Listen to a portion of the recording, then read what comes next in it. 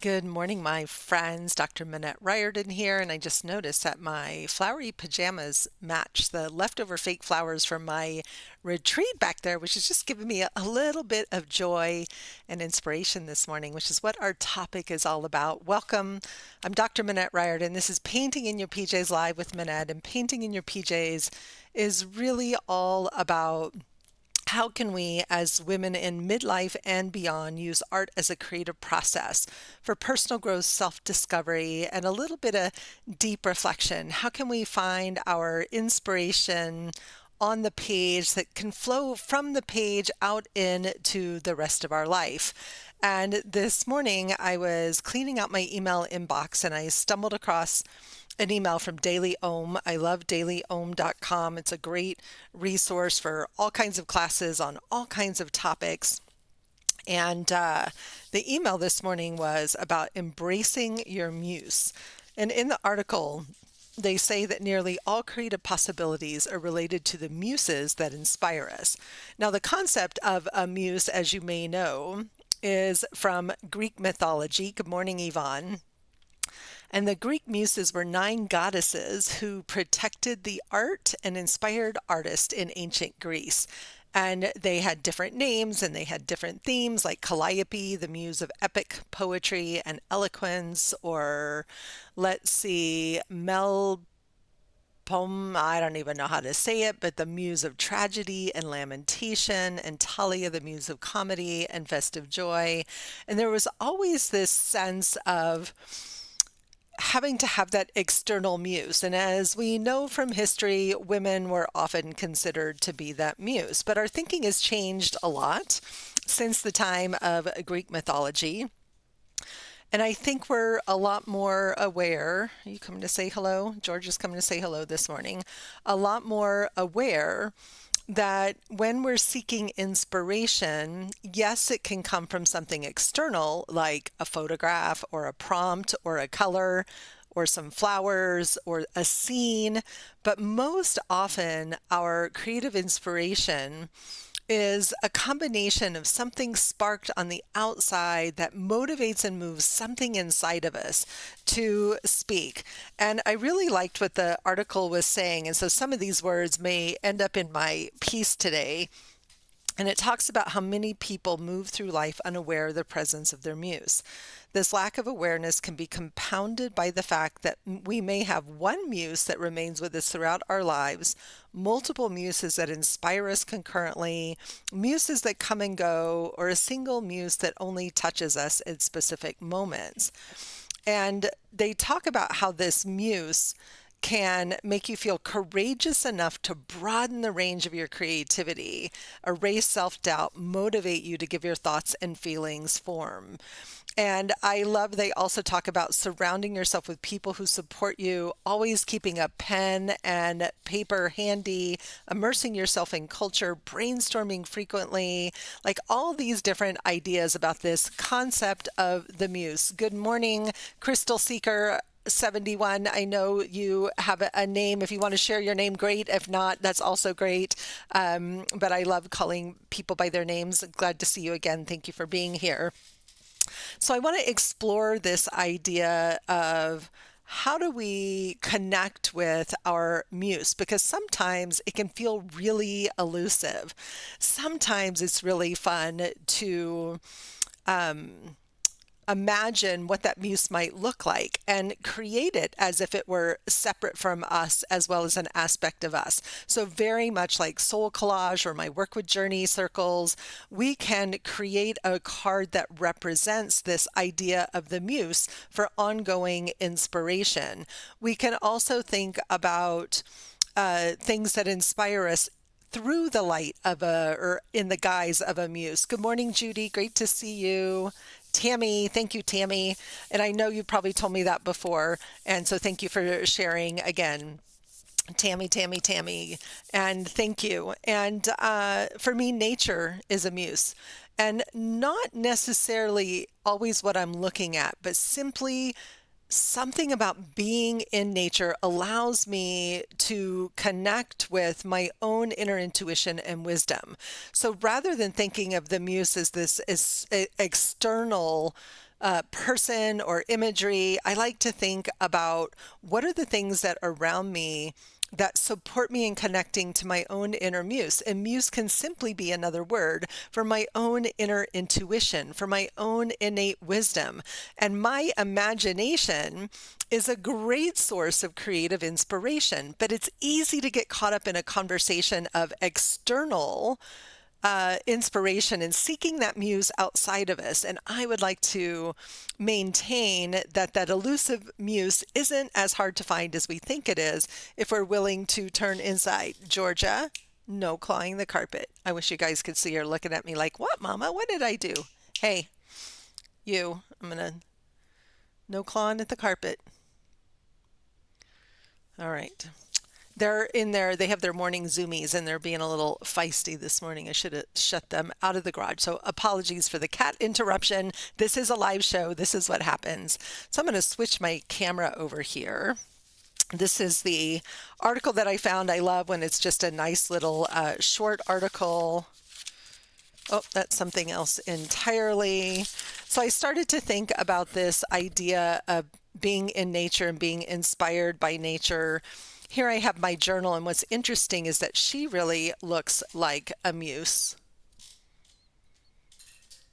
All right, so I'm not sure what she's doing. I'm going to go move my cat, so I'm going to take my headphones off, and I'll be right back in just a second.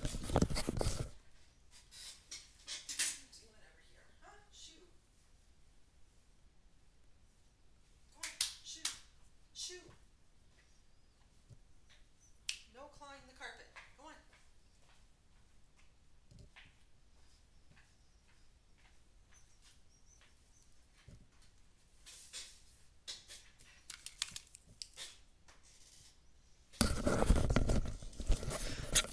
Apologies. There's like these tiny little pieces of something, paper or something in the carpet that she's trying to grab. And so she's clawing the carpet, which is not okay. So apologies for catastrophes this morning. So I hadn't thought about it, but when I created this journal in June, she definitely has that feeling of the moon. And I have been leaning towards a little more vintage look. And this is almost a crossover piece between that vintage and a little more contemporary style of looking at the moon. So this whole journal has been about intuitive collage and connecting all different forms and versions of the muse. Very goddess-like for sure. And fairies and rabbits, right? Like just all kinds of my things that inspire me. This journal is just full of them. And I wasn't even aware of it till I went back and spent some time reflecting on some of the things that I have been creating. So this morning, I just walked around the studio and grabbed some things. Here's a piece of that texture that I had, a little mushroom stamp. This is leftover from my recent retreat. Some fun little sparkly bits. The cats love those.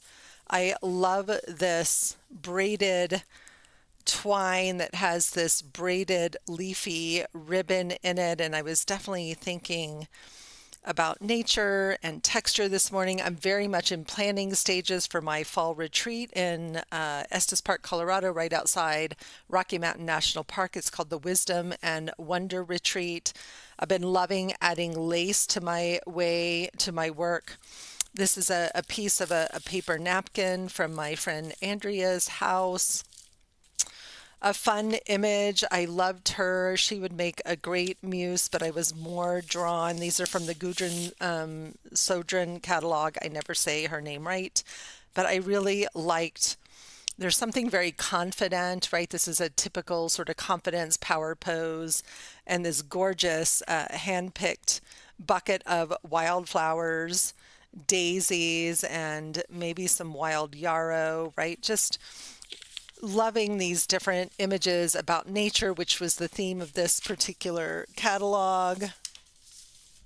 Of course, Georgia's right back at the carpet. So Andrea had this big stash of napkins that she had bought. and potentially for an event, and didn't use them. So we ironed them and played with them. I stitched on some. This has brusho watercolors on it. So this caught my eye. I finally went back this morning and pulled out some of the things from Andrea's. We played with pressing flowers in a heat press. Here's some pieces of lavender on some rice paper. I actually love the brown from where I've done the printing, and the dried flowers might need to end up. Those are a little fragile. We did some gel printing. This is what, when four artists get together, this is what we do, is we play and experiment with all kinds of things. And so this was this really cool stencil she had, and she gave me, that she doesn't use. Look at this. Let me see if I can put this behind it and you can see. Look at that really beautiful face on there. So I played with that in my journal a few different times. So I just gathered, and this was another, I love, love, love this stencil of the, like the three wise women. That one didn't feel like the theme for today, but I felt very drawn to this piece when thinking about connecting to my muse, something maybe a little less figurative, a little more abstract. Some ledger paper that I love that's slightly transparent that I can't wait to play with. I don't know what else I got here. Oh, this was fun. We made photocopies of some of the flowers that we picked. Me too. They're old Stencil Girl stencils from from their monthly subscription. And I think you can only get them if you're one of the monthly members. And Andrea had been a member for a long time. So I loved these photocopies of these flowers. There's the same photocopy, but in black and white. So don't be afraid to use things like your printer to capture elements and different things. A nice flower stencil. And we used plant-based dyes like beetroot powder and a few other things, pea powder, and fresh grasses and leaves, things we gathered around Andrea's beautiful property. And we played with these with water, so it was powder and water, and then we put them in her heat press, and it created some really magical, beautiful prints. Some of them worked, some of them didn't.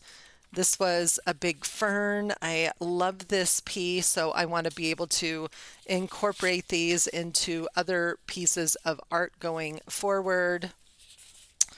This is beautiful handmade paper from Ali Manning that she generously shared with us, and it all is nature themed and inspired. So I have this big stash of goodies, and at the moment as I'm looking through this, I'm like, I'm actually feeling a little overwhelmed, like there's too many things to choose from. So I want you to know that when you're looking to connect with your muse, to not get overwhelmed by the abundance of choices, but to really sort of lean into that inner intuition and find one thing that you want to use as a starting point, right? That could be a color, a mark, it could be an image or an idea, but not to get overly caught up in what things are going to look like right up front, right? And so what I'm feeling right now is I have stuff here definitely for more than one spread in my journal. There's another gel print from some maple leaves out of her yard. Again, these were all just different prints that we had fun playing with. This one I really loved. Apparently I'm being drawn to blues, but not that blue. Here's one on deli paper. So many fun things that were created, and like I said, I'm feeling like, I'm not even sure where I wanted to go. When I sat down, I had an idea, and those ideas keep shifting, morphing, and changing. So I also recognize that I need to not be overly attached to an idea, right? Not be overly attached to an idea. And there was something about how nature is my muse that really pulled me into this one. And this one felt like a fun one to do a paint over, which was one of my ideas for today, where I would literally just glue this into my journal and recreate it using acrylic paints. Use matte medium to seal it in. So that's an idea I have for today as well. So I just want you guys to get a sense of what creative process looks like and how easy it is to get caught up. So here's some of those prints I made at Andrea's. This is a small version, a half-size version of Andrea's Everything journal. You can learn more about Andrea and her journals at on Instagram or here on YouTube. She's a Work of Heart studio, and her work is amazing, and she uses these journals for absolutely everything, like a bullet journal, her version of bullet journal combined with an art journal, and they are super, super fun to make. And so we all made journals. Mine has some big pockets in it, and even the pocket is made out of all the prints that we made. I did some, my version of morning pages. Oh no, and I'm going to be sad if this is all stuck together. I'm going to have to put some wax paper between there. And then there's that stencil that I showed you that evolved into a Frida Kahlo-like page, and she very much feels like a muse. So even though I'm not consciously thinking every day about connecting with a muse, she's very much showing up, right, all around me. This is another form of where nature is my muse. I love working in other people's studios because I tend to pick colors that perhaps I wouldn't normally pick up on. So this actually was just the leftover paint from this page that turned into this beautiful spread. So I had the inspiration that I might want to work big this morning, and then I kind of changed my mind. Here were some flowers that I used matte medium and a little bit of masking tape to glue them in. I pressed them in the hot press and then glued them in, and they could actually just use a little bit of paper over the top to protect them. And so I don't have any washi tape right here, but I would probably take some washi tape and just seal those in there. So you're just getting a sense of like all the bazillion different ways that I love to play.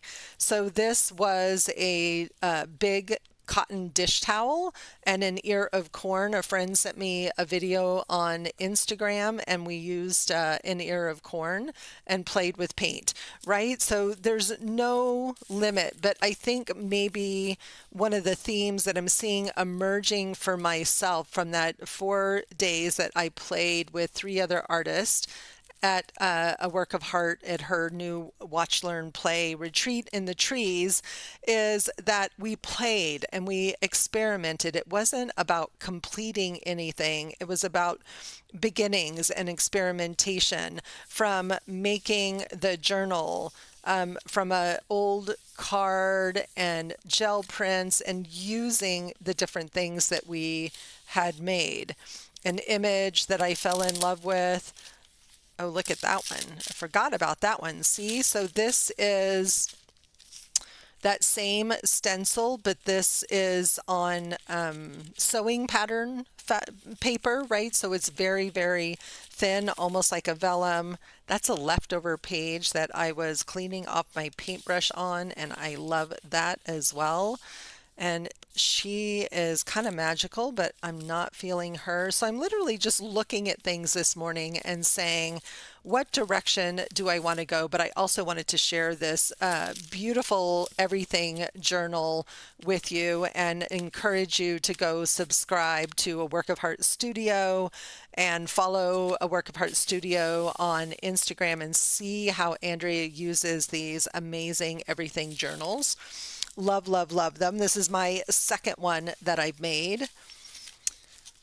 And I was going to work in there this morning, but then I realized, my commitment to myself was to see if I could fill this little journal this summer. I'm realizing this weekend I want some reflection time to go back and really sit with some of the collages I've done. I've left spaces for journaling in here, and I haven't been doing any writing because all of my writing energy is going towards working on my book. And I'm happy to say that I feel like I have a really good start again on the writing of my book, which feels good. I'm committed to working on that this summer. All right, so I'm working on really inexpensive paper, and I'm wondering if I'm going to gesso this. I'm wondering if I'm going to paint. So I think I've talked about this before. One of the ways to really just kind of connect with that muse, just kind of catch our breath and come back together, feel the paper. Like this feels very soft and very slick, and it's too slick for painting on. I'm like, it needs some grabby on here. And then I'm looking over here at these two colors.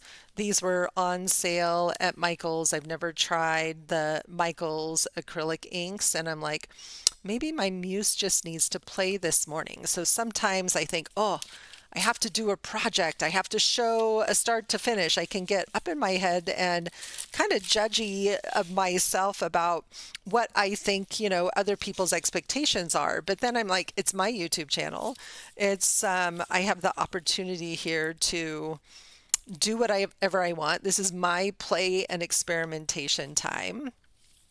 Okay, I'm feeling very drawn to these, and I wonder if this is going to be something very simple and fast. And these three are feeling like they go together. So remember I said I was a bit overwhelmed and it felt like there were too many things happening. There's multiple stories emerging. So that's a story that's emerging.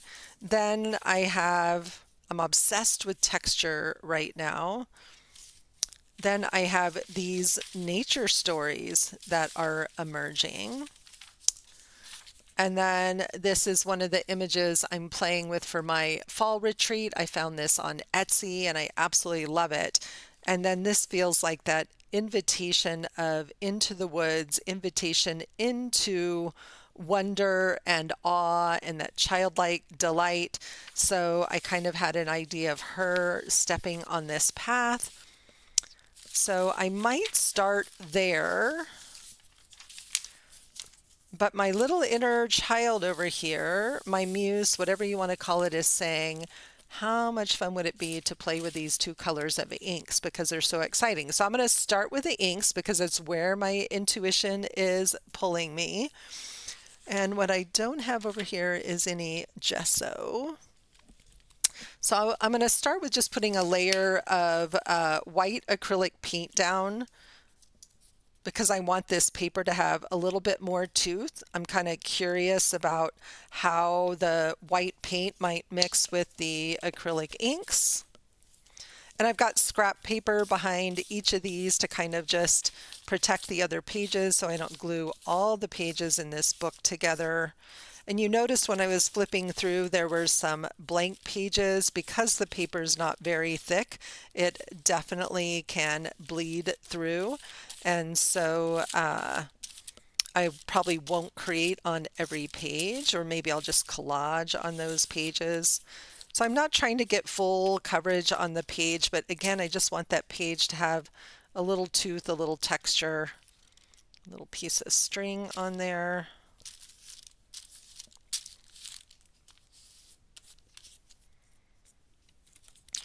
All right, let's see how these inks are. So going to give them a good shake. If you have not ever played with alcohol inks, they are the bomb. In fact, I might play with these on some muslin as well. So in my personal creativity, I'm a little obsessed with slow stitching. Oh, interesting. It's a lot thicker. It's got something like some little bits hanging out of there maybe. Grab a tissue that maybe were a little dried up inside there. The little stopper thing isn't super, All right, the texture's kind of funny of these, very different. And these are on sale for like $3. I don't love them. It's going to be okay. Try to shake it up a little bit better. And I picked a couple of colors I didn't already have. What I'm loving is the colors are pretty opaque. Some of the Daler Rowney ones, which is my favorite brand, are a little more transparent, but these have a nice opacity to them. And now they're going to mix with some of that white acrylic paint. Well, those are pretty magical. Talk about being inspired by the muse, letting things just flow and play. Like, that was the wrong color. I have no intention here. I'm loving all this blooming. Don't have any idea where this is going to take me. Okay, the pink is giving me some grief here. Like maybe there's some stuff stopped up in the stopper. Ah, that's what it is. It looks like it got maybe a little dry or plugged up in the stopper. Maybe this will be better because the paint's fine. Ah, much better. There we go. That's all it was. And this feels kind of fun and witchy and bloomy. Get a little more of that blue around. And I'm wondering if I can do like a Rorschach and close those pages together. What might happen? I might make a huge mess. I might make my pages stick together and not be able to get them apart. Ooh, or I might create a butterfly. Interesting. And it's getting some really interesting texture where it's mixing with the paint. The paint kind of took over a little bit, and I am okay with that. And it feels like there is a lot on the surface. And what I'm missing over here is paper towels. So I'm wondering what could we do? Sometimes mopping up things with tissue, like actually, I call them Kleenexes. I know it's a brand, but tissues can create some really cool, look at the texture that I'm getting. It's also going to help me move some of that paint around a little bit. Now it's kind of filling the page. I'm getting a beautiful lavender color when I mix those two paints. And now my inner muse and my inner child are like, colors on the page. It's not blank anymore. I did something and now I can settle a little bit. I know, didn't it come out kind of a little bit magical? I also have some Daler Rowney gold here from some that I was playing with my watercolors the other day. I love mixing acrylic inks and watercolor. I didn't know I loved that, but I've been having some fun with that lately. So maybe we need a little more magic on the page, a little bit of brightness, maybe not water, but let's just let some of that run and play.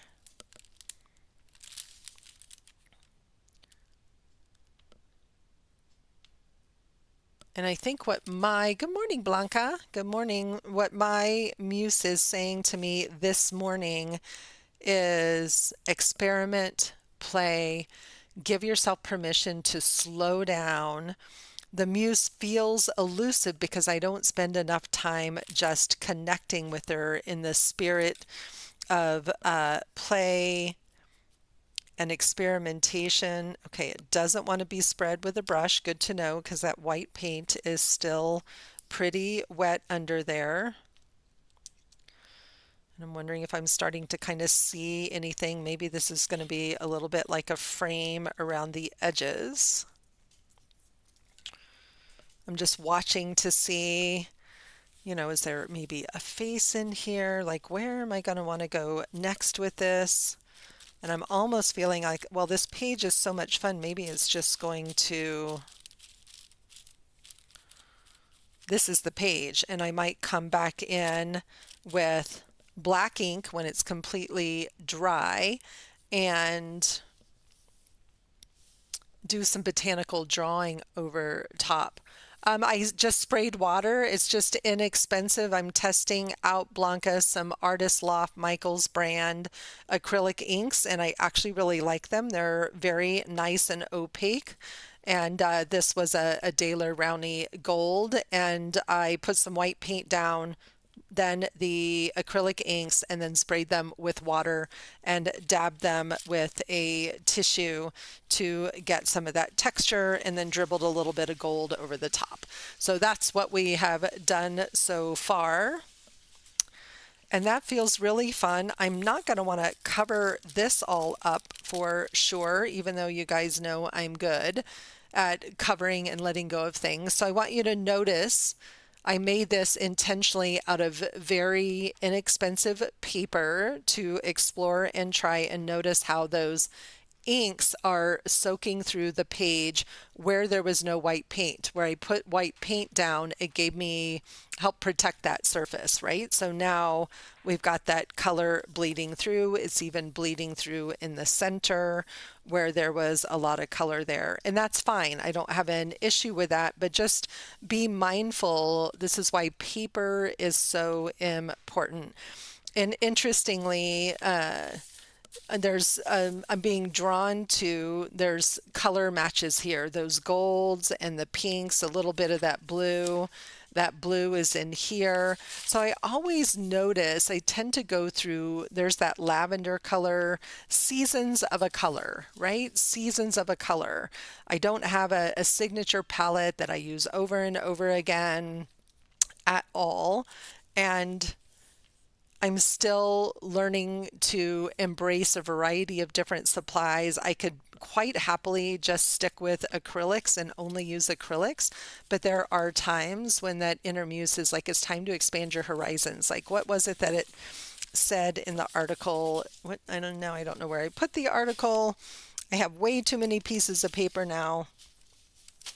It said something about how connecting with our muse is our opportunity to expand our creative horizons, to stretch, there it is, to stretch outside of our horizons. So if you're just joining me, this was an email I received today from Daily Ohm, and it said that, where was it? You will know that you have found your muse when you encounter a force that makes you feel courageous enough to broaden the range of your creativity. The presence of this force will erase self-doubt and motivate you to give your thoughts and feelings forms. Should your muse continue to elude you, there are steps you can take to increase your chances of following under its inspired influence. So showing up and surrounding yourself with creative people, always having pen and paper with you, spending time in nature. And I would add to that list dialoguing with your muse, like literally taking a few moments to do some deep breath or deep breathing or some prayer and just ask for inspiration. Pause and connect to your own inner intuition and wisdom and literally ask your muse. And then sometimes it can be really fun to personify that muse, to give it character, to give it a name, to give it a face and an image, which is kind of where I was thinking I wanted to go today. So I'm going to play with this image. Let me find my scissors here, buried underneath everything.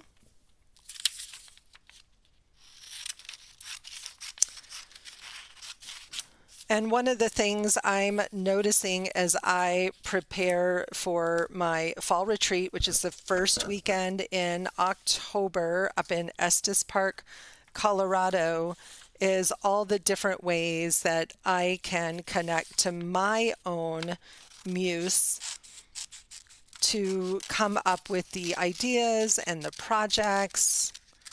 And so I'm spending a lot of time playing right now with different materials, with different ideas and concepts, thinking about what do I want to include, also what's possible, right? What's easily shareable and teachable. There's so many things that go into planning an in-person class that are different than teaching on Zoom. On Zoom, I'm like, use whatever you have at home, right? You don't have to go buy anything. She might be a little bigger than I want. Let's see. I really want her feet in there, and I really like her, so I might just take her over to the copier and make her smaller. And for now, I'm going to cut the basket off. I might come back to that basket. But I love her. I feel like she matches the background, but right now she's too big. So I'm going to show you how I would deal with that. When you find an image that you really love, that you feel perhaps is inspirational or is part of a storyline that you're working on, it's fun to work with the same image in a variety of different ways, because every day that image could have a slightly different version of a story, or, a little bit of different connection to your inner muse or starting place. And I learned this from one of my mentors, and she said, make copies of the image in multiple different sizes and use it over and over again and see what happens. And if you don't have a copier at home, I recommend just gathering up a few images. And if your local library offers color copies, you can go to your local library. They're often a great resource. Or if not, FedEx or Staples, Office Depot, lots of places that have those. Yeah, I really need her feet to be in there. Lots of places you can go in and inexpensively make color copies.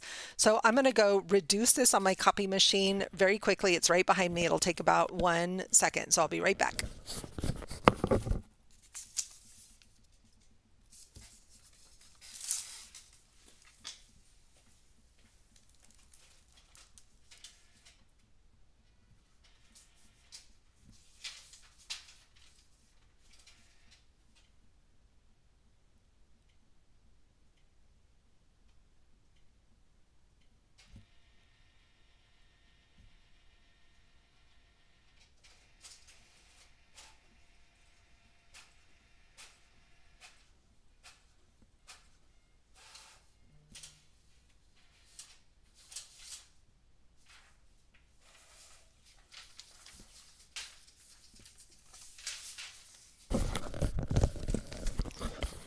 All right, let's see if this is better. Sometimes it takes a couple of tries. I lost the tips of her shoes there, but that's okay.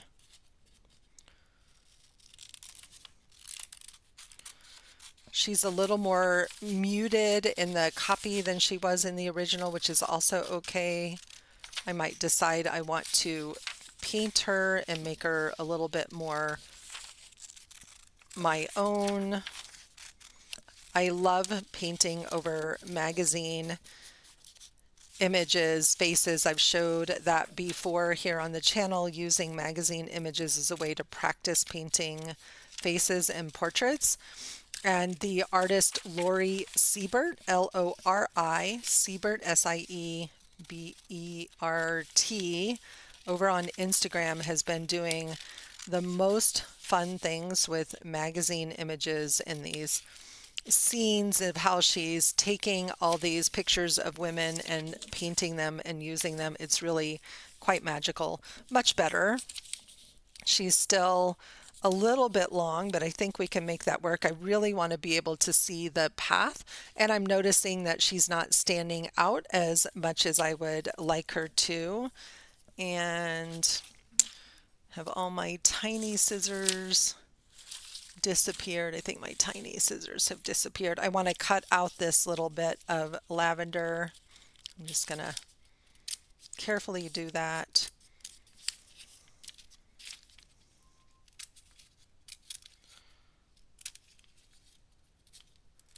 I swear my printer has a life of its own. It just likes to beep sometimes, and it scares me to death when I'm sitting down here by myself and it just, all of a sudden, it just beeps. It's like, I'm tired, I'm going to sleep now. This would be much easier to do with some small fussy cutting scissors, but like I said, I don't have any right in front of me. So when I think about all the different ways that I play and connect to my muse, I often think about Julia Cameron's The Artist Way. And she had in her first book 2 tools that she said were essential for keeping our creativity going. One is the practice of morning pages, which is stream of consciousness writing in your journal first thing in the morning, even before coffee, which I can't even imagine. And the other thing was taking artist dates. And an artist date could be visiting a park, an artist date could be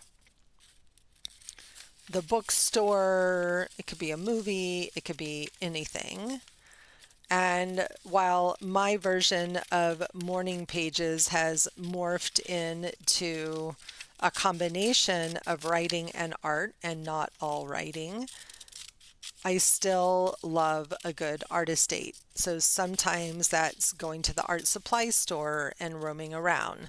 And tomorrow, my friend Karen and I are going off to a resale shop. And I have we've been before and they just moved locations. So we're going to check out the new location and I'm so excited. I have a whole list of things that I'm on the hunt for, but I find that just, I don't really sew a lot, but I love fabric. So going to a fabric store and looking at all the fabrics for patterns and textures.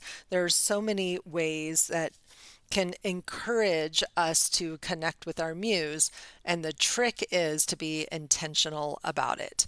Okay, so she definitely needs some vibrancy, not the basket, it's too much for this image, and she needs to be a different color in order to stand out from this background. Again, I love the path. I love that she's sort of stepping into the forest here.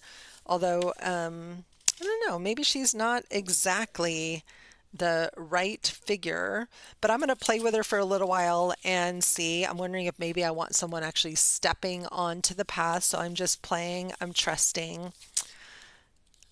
Like I said, I'm feeling a little obsessed right now with all the different ways that I can incorporate some texture and bring some of these things to life. Loving stitching on things. Maybe this nice vine needs to go down the side here. So I can see this is going to be fun. This is going to be a couple of sessions. I talked a lot this morning. Hopefully it was useful information. Oh, I love her too. So many directions I could go, but let's come in and play with her. So I'm going to play with her just right on my palette here. Move these other things out of the way. And the first thing I'm going to do is I'm going to cover her with matte medium. Maybe.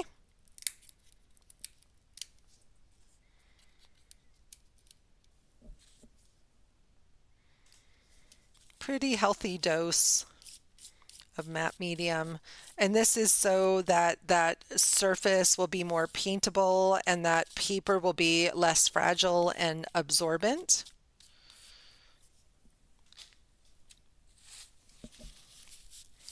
And then I'm going to clean that matte medium off the surface underneath because I don't really want her to stick.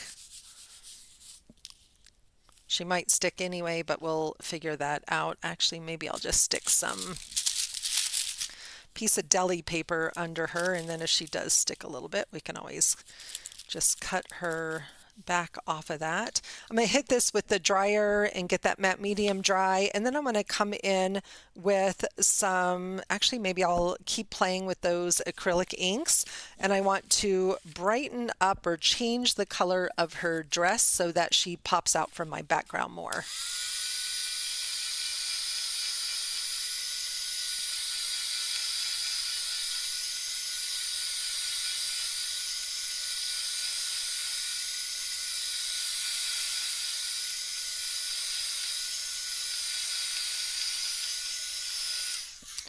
And as I look at her and I connect with her in this idea of the muse, and she's sort of standing here at the edge of the forest, and the look on her face is kind of like, what are you waiting for? Come on in, right? Almost like she's the guardian of the forest. She is that muse inviting me to step on to the path here. But we need her to be different colors than we've got going over here so that she pops out a little bit. So I'm thinking, let's just play with these colors. Love how they mixed together. And I wouldn't have even thought to do this, right, if I hadn't first played with this on the pages in my journal.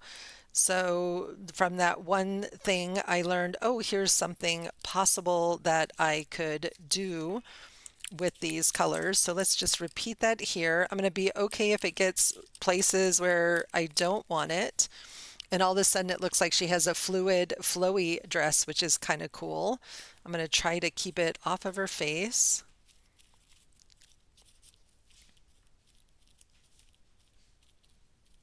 And I can still see, let's see if I can zoom in a little bit more. What I'm loving is I'm still seeing those little bits of plants peeking through underneath. There's some nice transparency there.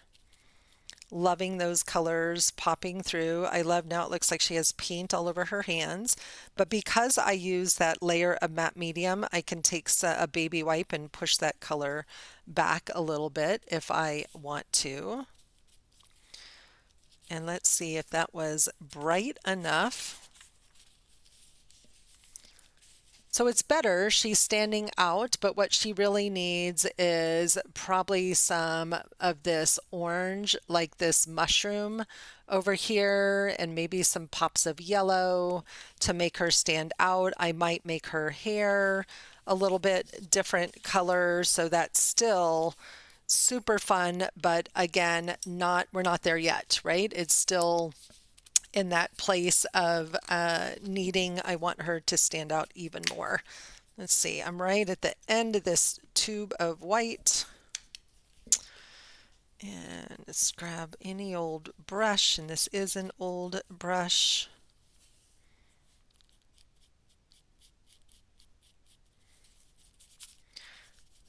And I just want to brighten up some of these colors. I'm not looking to completely bury what's in there, especially on the side over here where she's going to be, up against the image the most. I don't want to lose all the transparency that's underneath her. But maybe we can just brighten her up just a little bit, almost make it look like she's got maybe a little bit of lace or a little bit of texture down there. And now I want to bring in some pops of orange. Let's see what we got here.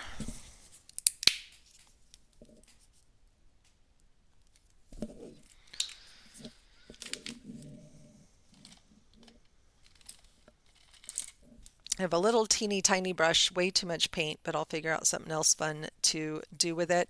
And there's all these little orange flowers in the pattern on her dress, so I'm going to use those flowers as my little bit of a guide here and just brighten up. Look how much that brightens her up already.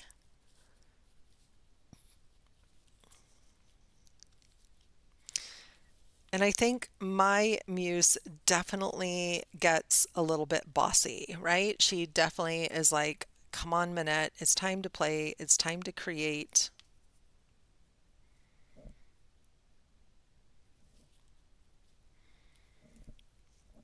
Okay, that's feeling a little bit better. Now I'm feeling like I want some nice lime green.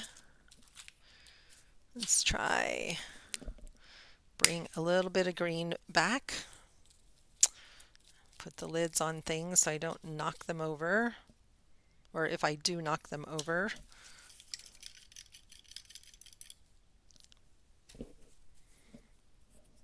And I'm drying my brush. I don't want to have this be very watery. Maybe bring a few of those little stems back. So she still has that floral dress. She still, looks like she belongs in our background. And I'm kind of looking at her hair going, well, if she's my muse and she's kind of maybe a fairy muse in the forest, what if she had some green hair?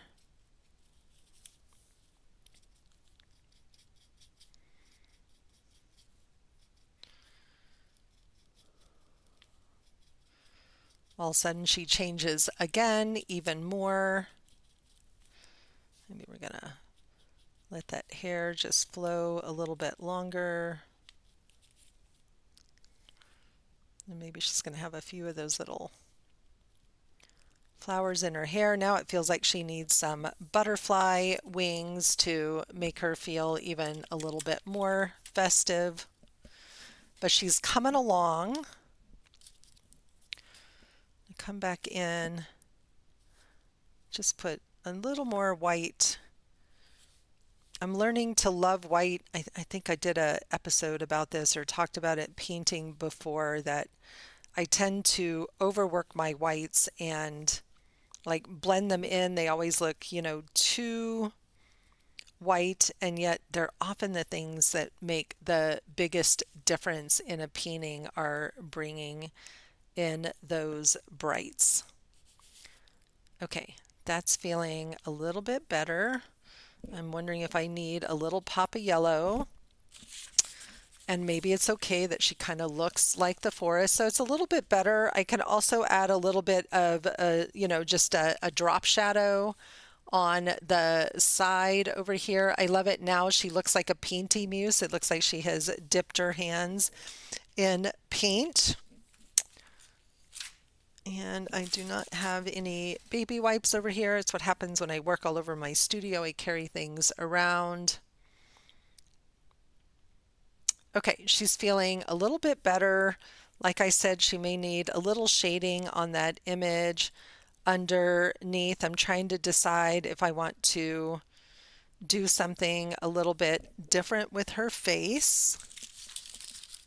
Again, the goal here is to kind of make the images my own, not to have it look like someone else's magazine image, but this is my muse, right? This is my muse.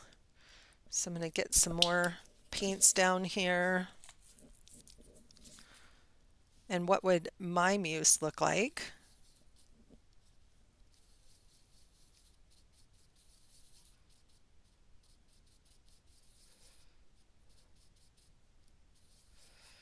Got that maybe a little whiter than I wanted it to.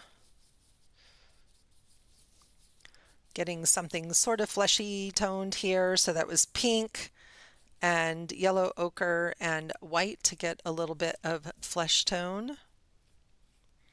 Just test that on the arms here. Looks pretty good. It's close to what's there. I can bring her neckline back a little bit.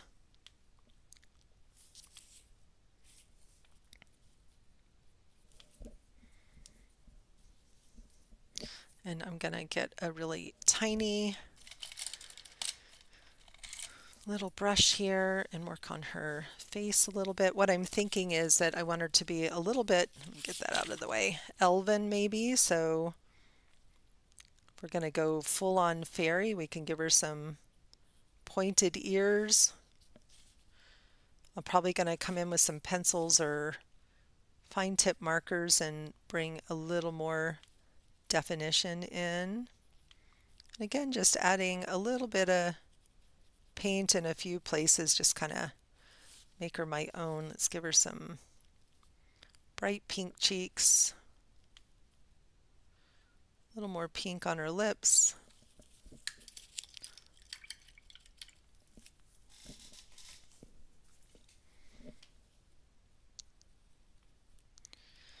It's not that I'm trying to completely redo her. Again, it's just that I'm looking to really make her my own, right? Make her my own. And now she's turning into definitely something that feels a little musier to me personally.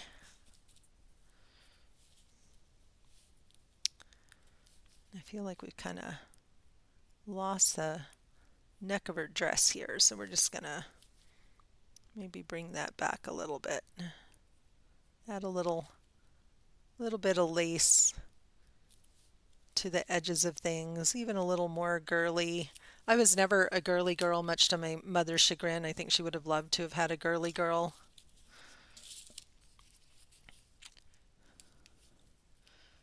But my muse seems to want to be really girly. Okay, those ears are getting away from me a little bit there.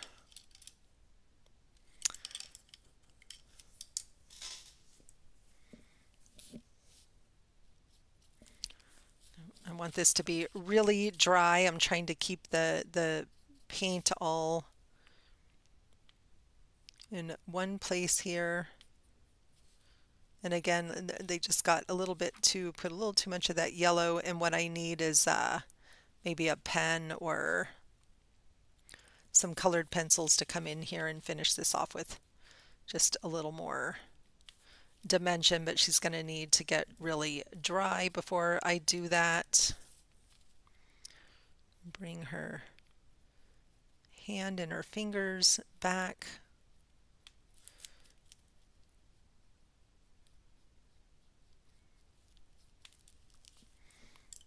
Oh, she's cute. She's very cute, so she needs some wings. So I will have to find something. I wonder if this could be made into some wings. I might need some fabric, but I definitely think she's gonna need some wings, maybe, maybe not. She might even still need to be one size smaller to go on this image, but now I have her all painty. How fun will that be to make her just a little bit smaller, a little bit more youthful. I'm going to get some that paint on her legs down here so they match.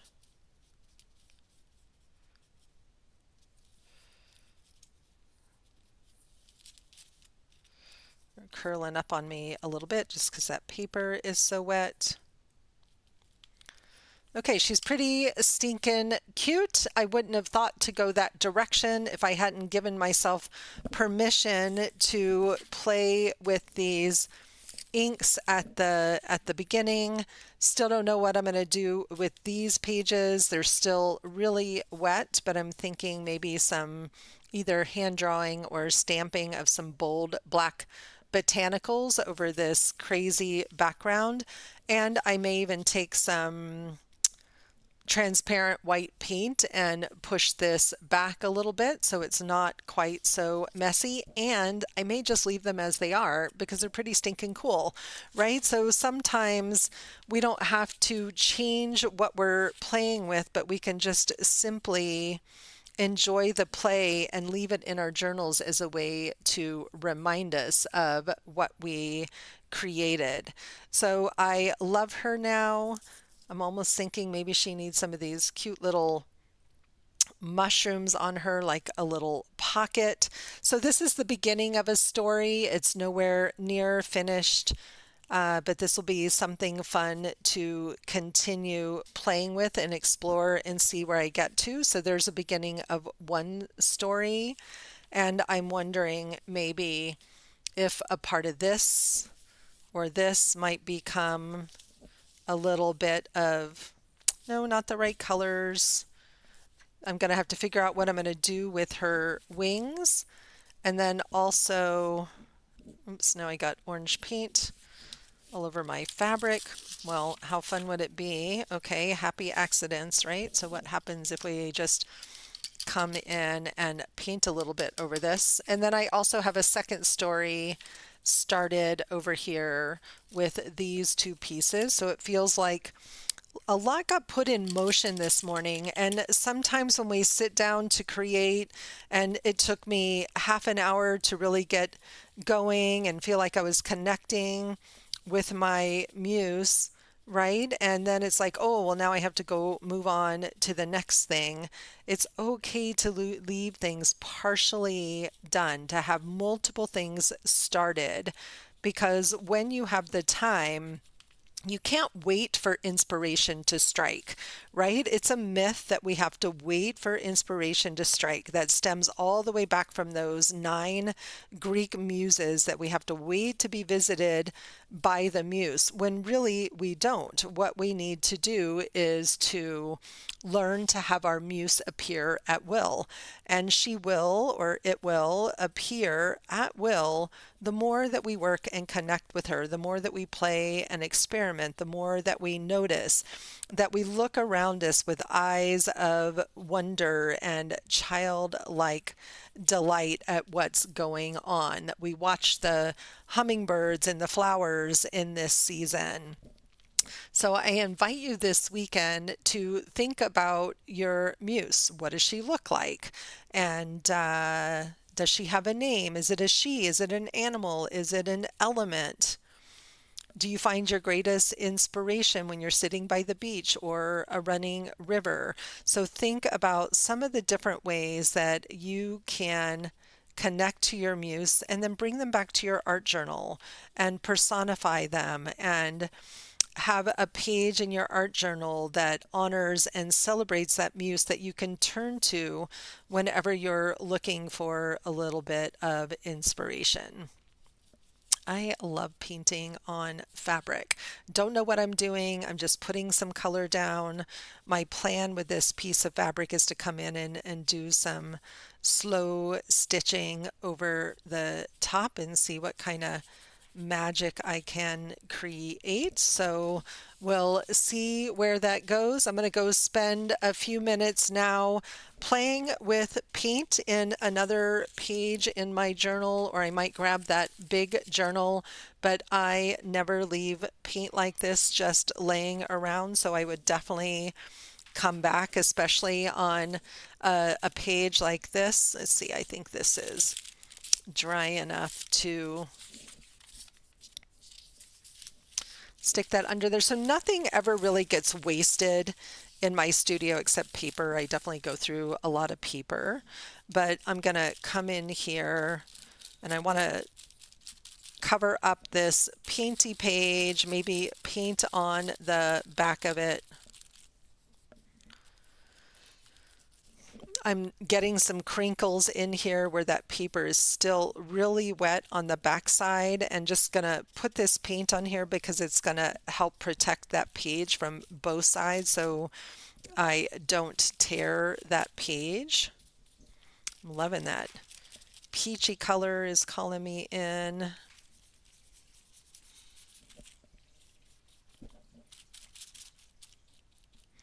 And this may just get some collage glued over the top, but just sticking a layer of paint in there is going to strengthen that page so it doesn't fall apart. And then sometimes what we need is just to play. So I can just pause and play with this paint and take a minute to express gratitude for the time, for each of you who shows up to play with me live or on the recording.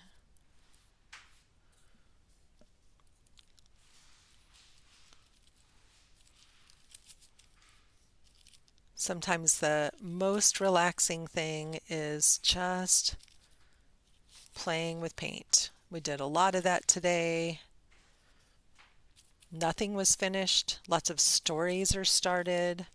Lots of invitations to create. It took a while for that muse to really show up and guide me this morning.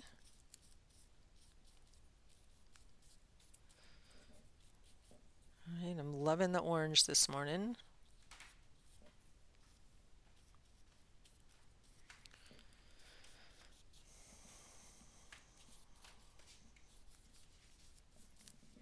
I've got some little bits of seeds and flowers that were on the palette here, kind of mixing in with the paint feels kind of fun.